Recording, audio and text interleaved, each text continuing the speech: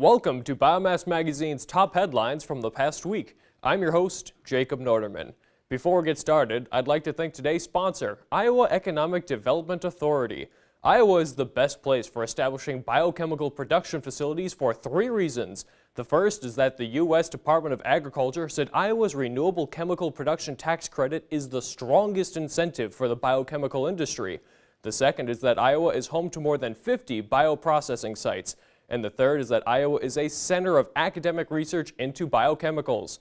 To learn more about why Iowa is the best place for biochemical production, visit iowaeconomicdevelopment.com/bioproducts. The Federal Energy Regulatory Commission has released new data showing that the U.S.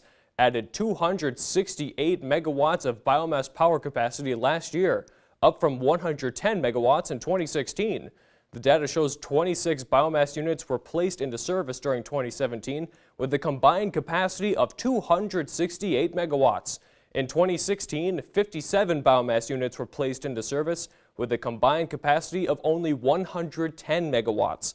As of the close of January, the FERC estimates that the U.S. has 16.68 gigawatts of installed biomass capacity in place, accounting for approximately 1.4% of total U.S. electrical generating capacity. The FERC's report also includes data related to proposed capacity additions and retirements through 2021. The report indicates there are currently 62 proposed biomass units with a combined 890 megawatts of capacity expected to be placed into service by January of 2021.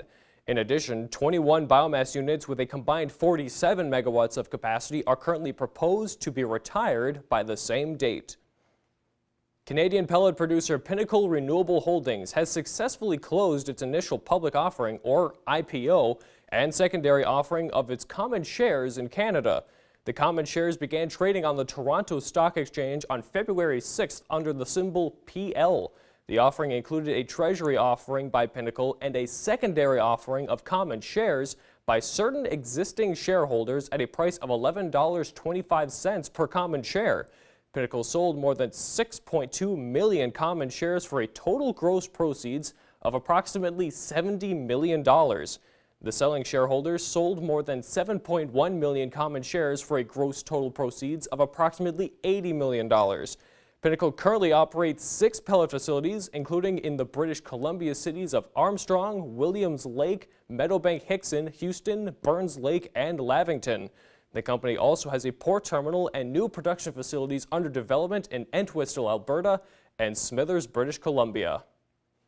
The New Hampshire Wood Energy Council has announced that modern wood heating with locally sourced wood pellet fuel is currently delivering significant cost advantages when compared to conventional fossil heating fuels. January data from the New Hampshire Office of Strategic Initiatives Fuel Price Survey confirms that wood pellets are 48% lower heat costs than number 2 heating oil and 121% lower heat costs than propane.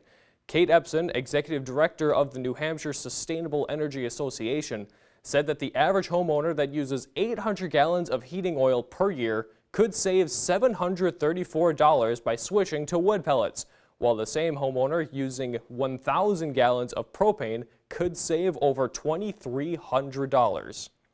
Thanks for tuning in. We'll be back next week with more of the biomass industry's top stories.